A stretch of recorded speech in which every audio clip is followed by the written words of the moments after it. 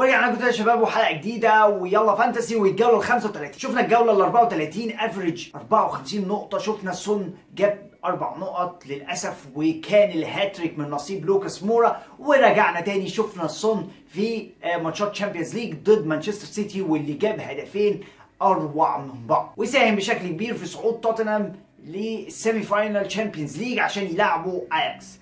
المهم سون ما تبيعوش سون، خليه عندك زي ما توقعنا ان بوتشيتينو هيلعب بسون وجنبه طبعا لوكاس مورا عشان يستفيد من السرعات، بما ان كين تقريبا الموسم بتاعه انتهى فلازم يلعب على السرعات بقى ويشوف الدنيا بتاعته هتمشي ازاي.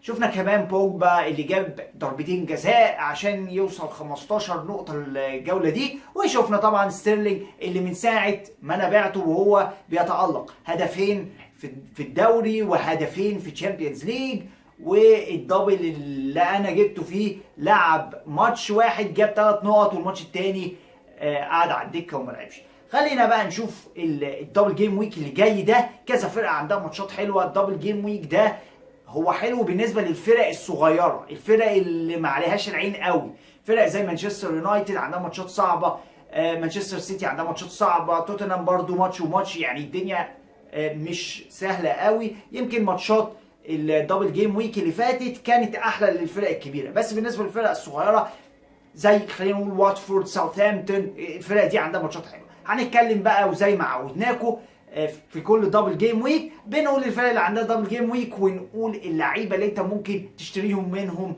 عشان الدبل جيم ويك. بس وكالعاده قبل ما نبتدي ما تنساش تعمل جوين الليج بتاعنا، هتلاقي الكود ظاهر قدامك دلوقتي على الشاشه، وتعمل لايك للحلقه وتشترك في القناه عشان يوصلك فيديوهاتنا الجايه. ويلا بينا بقى نبتدي في توقعات الجوله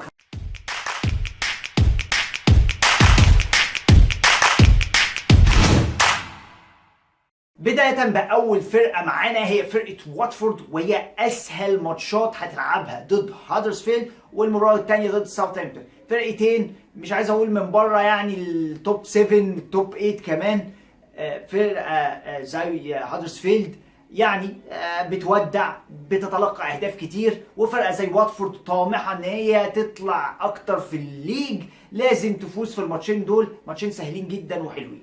خلينا نقول واتفورد ممكن تجيب منهم ديكوري اللي تألق في الدبل جيم ويك اللي فات وشفناه. ديكوري بيبقى فعال قوي في الوقت اللي واتفورد بتبقى محتاجاه.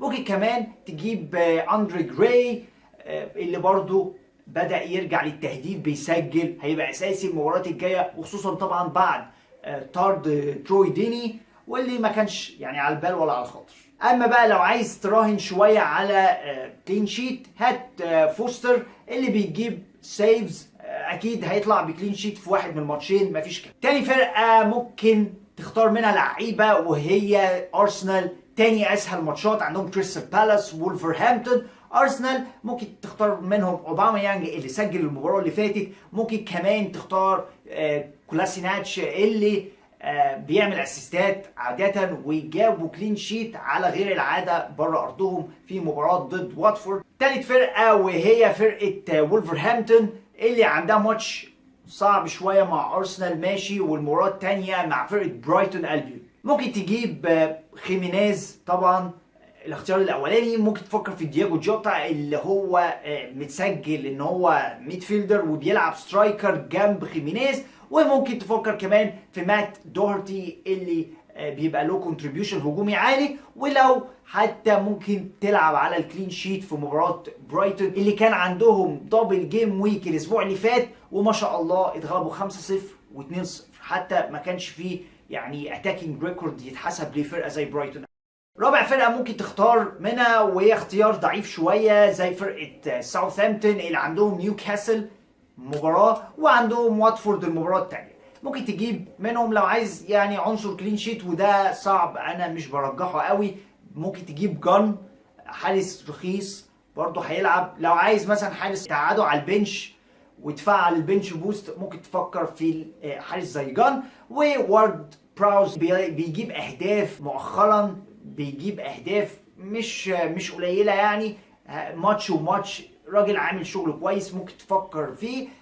الفرقه اللي بعدها من حيث سهوله المباريات هي فرقه زي توتنهام اللي هيلعبوا اول ماتش طبعا وافتتاحيه الاسبوع ضد مانشستر سيتي، وتاني ماتش ضد برايتون البيون. ممكن تفكر في لاعب زي سون شفناه جاب هدفين في الشامبيونز ليج، وده كان خير دليل على ان سون في الفورمه وممكن يبقى من الكروت الكسبانه قوي في الفتره دي. ممكن كمان تجيب اريكسن اللي بيعمل اسيستات كتير، تاكينج ريتيرنز مش وحشه، اسيستات. هو تقريبا مفتاح اللعب الاساسي لفرقه توتنهام، هو الموزع في خط النص والمعلم اللي بيفكر للفرقه دي هجوميا.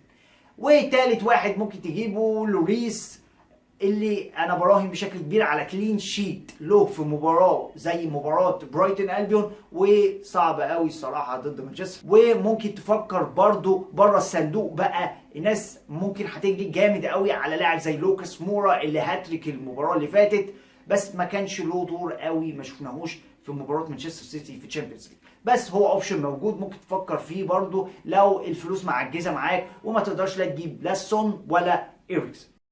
اخر فرقه طبعا مانشستر سيتي اللي عندهم اصعب ماتشين، والماتشين دول هيحددوا لو مانشستر سيتي هيقدر فعلا يفوز باللقب، لان ليفربول تقريبا خلص المباريات الصعبه كلها. دلوقتي مانشستر سيتي عنده زحمه ماتشات صعبه قوي، بنتكلم ان هم راجعين من يوم الاربع مباراه مع توتنهام، ويرجعوا تاني يلعبوا توتنهام يوم السبت، وبعد كده مانشستر يونايتد في نص الاسبوع. فزحمه كبيره، بس اكيد جوارديولا مش هيفرط في الدوري بعد هزيمته في الشامبيونز ليج، واللي هزيمه مؤلمه قوي طبعا لفرق زي مانشستر سيتي بعد مباراه عظيمه قدموها.